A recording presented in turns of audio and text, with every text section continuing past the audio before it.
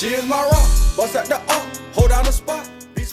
What's up, everybody? Welcome back to my channel. Hope everybody's doing well with this quarantine. I ain't gonna lie, I'm gonna start crazy, but to keep myself sane, we're gonna talk about Love and Hip Hop Miami. The reunion. It was part 2, it was the finale, and it was a lot of ratchery. Okay, so let's break it down. So we open up with Trina fighting Nicki Natural, y'all, because Nicki Natural is disrespectful. She is one of those girls who loves to poke, and to be mad why bitches go off on them. Trina's talking a million words a minute, talking about, I ain't gonna be fighting with that bitch. She beneath me.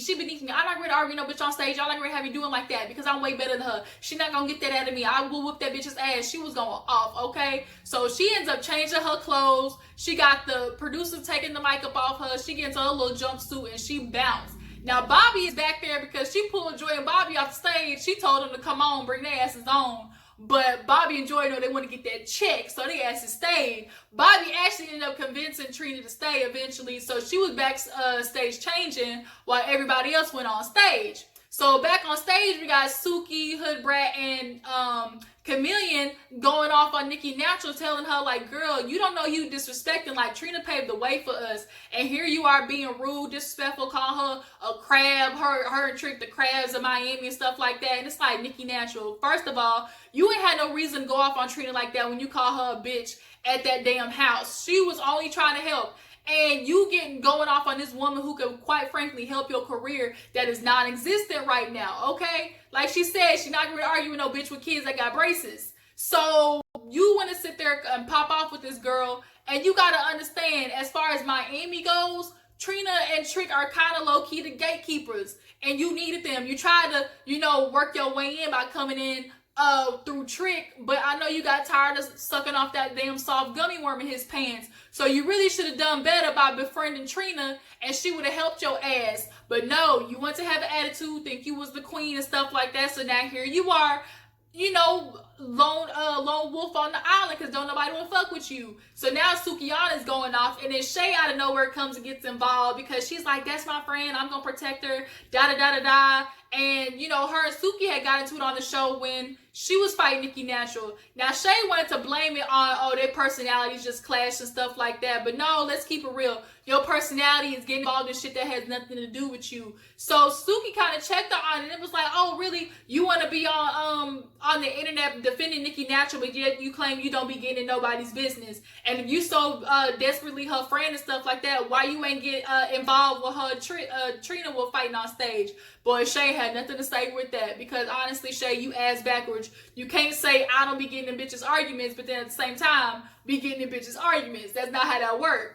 So then they actually end up moving on to the BAPS tour, how the girls had to go perform for them honky-tonk white people in that country-ass bar. And, they all took the opportunity to, look, I'm going to go in there, and Kamillion said it right. I don't care if it's one person in there, because at the end of the day, if I go in there and I show my ass off and I perform good, that one person's going to spread the word about me, and that's all it takes. Sometimes all it takes is that little wildfire, and, boom, you got a career. So then, unfortunately, it turns left because the white folks was in there saying, nigga real freely, okay? And Sukiyana don't like that. She like, I don't like one white person saying it, but then the whole N-word debate comes on, and y'all, I'm not gonna lie, I'm one of those black people, for me personally, where it does not affect me as much words-wise. Like, you could call me a nigga all day, a nigger, whatever white people you want to, try and use that as, a weapon against me, but the word is only used as a weapon if you give it that power, So yes, it's this debate of should white people be saying it, because how can you put it in a song and you want people to support you of all different kinds of races, but then you don't want them to say the word in the song? Like Hood Brat wasn't offended, but Sukiyana was. And, Marla Negra gets in the argument because she's talking from her perspective of growing up, around black people and not fitting in on the Latin side because she's too black, but then not fitting on the black side because she's too Latin. Now, if you ask me, Marla Negra, she a nigga, okay? She is a nigga, if you ask me. Now, she says she's not comfortable with saying the word, that's cool, do you, boo-boo? But, I'm sure a lot of people wouldn't be offended if Marla Negra said the word. That's just my opinion. But the debate about a word when there's a lot more worse shit going on in the world that happened to black people. Like, a lot of shit goes on worse than being called a nigga for black people in America, okay? So if I had to take the battle of, injustice in prisons, injustice as being a black person walking down the street and getting shot for no reason, like, that to me is more of a battle than this silly ass word, to some people. Like, the word is not silly is what I mean, but it's the situation, But, there's never going to be a clear line of that debate. But as far as me, I grew up around people who, like, what do you expect of people who grow up around, that environment? They're going to adopt those ways. Like, for instance, people who grow up, in New York and stuff like that, and like Puerto Ricans who say the N-word, or Dominicans and stuff like that, like, they grow up around black people, so of course you're gonna adopt those type of mannerisms. And white people do it too. Like, there are some white people who typically have, if you grow up in an area around all black people, quite naturally you're going to develop those mannerisms, and you might grow up around black people who find it okay for you to say the N-word just around them, like, cause you they friend. Like, you can say it with me, but nigga, don't you go out in the streets and say the N-word to them other black folks, cause then you get your ass shot, But nonetheless, the debate is always going to be continuous, and if you ask me, I feel like it's just one of those things that's never really gonna have a complete answer. But so then we move on to Alvin's ass trying to stick them in a roach motel. Like, bruh, how you gonna be a manager and stick them in that funky ass hotel? I was not gonna sleep. I would not dare sleep in nothing with no damn bed bugs and stuff like that. I would not. Alvin knew not to show his ass up there because that shit was embarrassing. Take your ass back to Sundays and start ordering people chicken for them, okay? The best thing you can do right now is be cash manager for Trick's restaurant. So then we gotta move on to goddamn Briscoe and his old retarded ass talking about he want to be with Cello. Y'all, Cello is very beautiful. She's very naturally pretty. She almost reminds me of Tammy. But, we get into their relationship, how, they want to work things out and stuff like that. We see the clip of him begging for his family and stuff. But we see Kamillion in the back talking to Kendall about how, that nigga just believes his own lies. He just really be believing what he's saying. And Kendall's like, what you mean? What you got to say? And she got a secret, y'all. She come on stage and she tell everybody that Briscoe been fucking around. And then they show the clip of Claudia's like, oh yeah, we saw that you had, a little bit of spark with somebody else. Now I'm thinking they about to play the clip with him and Joy when they went on a date. Come to find out, he had a good old sexy moment with Kamillion. He grabbed her by the throat and stuff, y'all. It was intense. And Cello looked at that nigga like, really, my nigga? Like, are you kidding me? And she slapped the dog fuck out of him too. He got the shirt ripped and everything. And he laughing, but I know he laughing to keep from basically being looking stupid. Like, he trying to play it off. But you really embarrassed that woman after you told her you wanted to be with her, told her all these sweet nothings up under the sun. You wanted to be a family, and here you trying to be an example to your sons of how you treat women, and that's what you do? So then, on top of that, Kamillion got a secret, and she bust out with the, yeah, me and him had sex. Claudia had asked Briscoe, well, did it go any further? He said, yeah, of course. And Kamillion, she asked Kamillion, well, did y'all use protection? She's like, no, because my period ain't come on. Man, she said that everybody was shocked. Cello didn't even know what to say.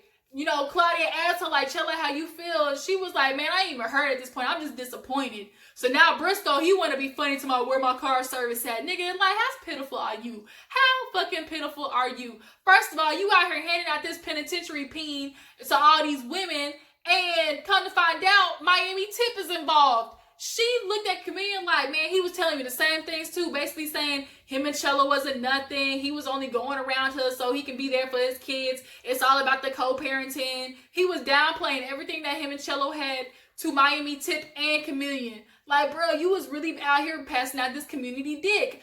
Honestly, if you ask me, him and what's the dude from Love and Hiphop Atlanta, Shooter. Him and Shooter might have went to the same damn school, because them niggas did the same exact thing to these females out here in these streets, handing out this community peen. So now Cello, they asked Cello if she gonna take him back. Now she said no, but Cello, you didn't follow your right mind the first time and not getting back with his ass. Now he looked like he gonna tell you a whole bunch of sweet nothings again, and you don't get back with that ass. But also, we need to talk about, should Cello be added to the show? Should she become a permanent cast member? I actually would be interested in seeing Cello be a more integral part on the show, and her and Briscoe's relationship and co-parenting and stuff like that. She's very pretty. She holds herself well. I think she should come back next season. Y'all tell me what you think about that. So let's get into Hood Brat talking about, the struggle of her sister, passing away and taking care of her niece and nephew. Like, I understand that's probably got to be a real rough thing, not only to have your sister commit suicide, but then have to pick up the responsibilities of taking care of her kids. And her oldest sister, Marjorie, has them. And, they see the flashback of her basically saying, like, bitch, I need help. And for Hood Brat, her version of help is, financially, just making money. I got to go out here and grind, make this money. But then her sister is kind of saying, no, bitch, like, I need a break. Like, I'm taking care of 4 kids. I think, the sister had 2 kids herself, and then taking on 2 kids from her sister, I know has got to be a lot. Now, I don't know where the baby daddies are at, where they are involved or whatever. Like, I don't know. But Hood Brat, I hope you do, look back and realize, like, it's not only financially that you can try and help somebody. Go over there and help your sister on the weekends. Grab the kids from her every once in a while, because that eventually is going to take a toll on your mental space, taking care of all those kids by yourself. But, they start talking to girls about plan B and plan A, like, are they going to do anything besides rapping? All of them was like, no, this shit gonna work. Sukihana, y'all, I really love Sukihana. Her personality, I'm not gonna lie, I thought at first I was not gonna be able to vibe with that bitch because she was all ratchet on a whole different type of level. But her personality is just infectious. She's funny. Like, you can tell she's naturally that way. And I really hope all of them, really succeed and do this BAPS tour for real. Because if they stick together, I think they can make it. Now, Hood Brat 2 was talking about Kenny, his whole marriage situation, how it's all complicated. Bitch, that means he's still working on stuff with his wife, okay? As of right now, you are the Jezebel messing up his relationship, and you need to let that nigga Kenny go. Now, what we also need to let go too, Hood Brat, is these eyelashes. Where are your friends telling you not to put these eyelashes on? Girl, they are too long. They're too long. Take them eyelashes off. It is not cute. You bitches out here with these clumped up eyelashes looking like spider legs on top of your eyelids is not cute. And then on top of that, you got this flamingo ass outfit on that look like a freaking 1960s, marmalade dress. Like, it's not cute. It's not cute, Hood Brat. I'm gonna need you to get your style together. Like, for you, less is more. Absolutely less is more, and that's what you need to go with. So then let's get into Trick. So we all know Trick ass is hard-headed. Trick does not want to get healthy. He don't want to eat vegan. He want to keep eating that damn pork belly and all that type of stuff. He out here looking pregnant, got this big ass beer belly on his chest, and he act like he don't need to change nothing. So we see the flashback of him in this season, obviously with the whole DUI situation, and he is doing his typical of, deflecting. I think Trick is just too scared to realize the reality of what he's going through, and it's so much easier for him to sit there and say, oh, the country, they don't want me to get better. They're only going to cope, the symptoms, and they're going to hook me on medicine. And basically what he was saying was he'd just be taking the drugs to cover up what is going on. That nigga be snorting that stuff because he's probably trying to deal with the pain. He said he on the miracle, marijuana train right now, which is good. A lot of people do medical marijuana. I'm not against this shoe. Every now and then I like me to toke a little something, keep myself sane. So I get it. But, Trick, start taking this a little bit more seriously. Even Joy is like, especially if you want Joy in your life, because Joy ain't playing no games. And honestly, you probably got a better chance of getting Joy back if you would lose that big ass belly on your stomach and, tone your face down. Nigga, you look like you retaining water all types of way like a pregnant woman. But Trina gets on stage and basically tells Trick and Joy that they don't need to be together, okay? Granted, they have a good relationship. You can tell they really got love for each other. Like, Trick just doesn't take it serious enough, I think, for Joy to want to be with him. It's not cute at all. It's just not cute. You walking around with this pregnant ass belly on your chest, Trick. Like, take it seriously. And, he want to do, everybody in my family, they old, they living in their 60s and 70s, and they be eating everything and stuff. The oldest people in my family eat everything. And it's like, yeah, but that don't mean they healthy. Like, that don't mean they ain't got no high blood pressure. They ain't got that, the sugar diabetes you know, the diabetes, okay? Like, you need, and you got this restaurant that has all this unhealthy ass food. Granted, the shit might taste good, but it ain't working with your health. Like, you need to consider taking this shit a lot more seriously. And I hate to say it, but if Trick keep doing the stuff that he doing, I give him 5 years at the max. I don't want that to happen. I would never wish that on anything, but just from the way he's acting and how unhealthy he is living, like, nigga, you might got 5-7 years max at that, you know, because you old already, Trick. You old, you ancient. So what else did I miss? Honestly, the episode was just filled with a lot of just mess. Oh, Nikki Natural, y'all, she wasn't invited to Sukihana's like brown girls brunch, and she want to say, oh, yeah, you want to talk about women empowerment, but you didn't want to invite me. And Sukihana basically put it right. Girl, I'm not inviting you because you full of mess. All you want to do is fight. You don't get along with people. Like, what am I going to invite you for you to come over there and start drama? Nikki, you are a instigator. You poke at people. You're one of those bitches who feel like, oh, everybody does this to me. I'm always the one going wrong, but you poke all damn day. And that's what you did with Trina. And you keep running your mouth and you have yet to apologize to that woman for calling her out her motherfucking name. Like, no, Nikki, like, no, I'm not going to give you that pass, because this season you were a bitch. And I would like to think that you not really like that. And if had you played your cards right, you could have been on that damn BAPS tour. If you really was serious about your career, you would stop acting like this, you know, high sedity ass woman, and you wouldn't be doing that to these other girls. So now here you are, you gonna be out there watching them succeed, and you gonna be over there sourpuss at home taking care of them 3 dusty ass kids, like Trina said. So I think towards the end of the episode, we end up seeing like a flashback. It wasn't really a lot going on. We see Shay and Marla Negra have this weird moment. They was like, I love you, bitch. And they were just going back, I love you too. It was like, are you sure you love each other? Are you fighting? I don't know what it is.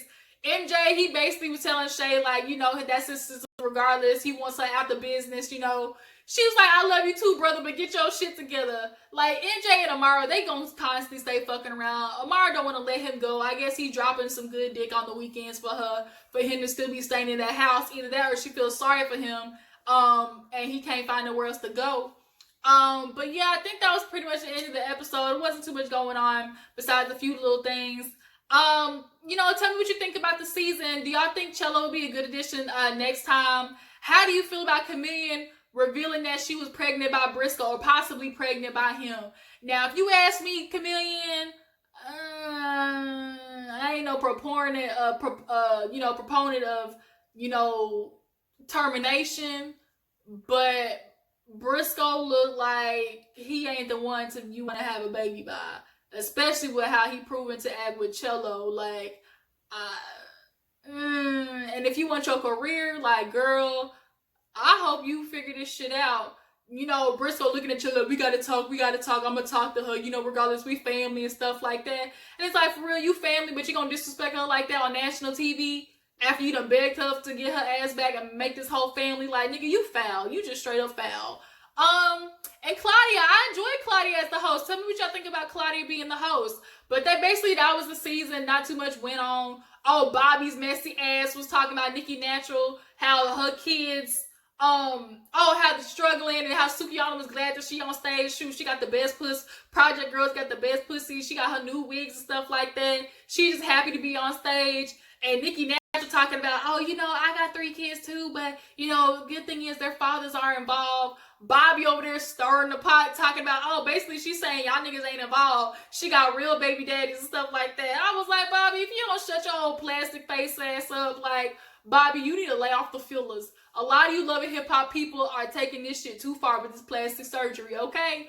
But y'all tell me what you think about the season. I appreciate you guys for tuning in. Make sure you like this video, subscribe, and I'll catch you guys on the flip side. Deuces.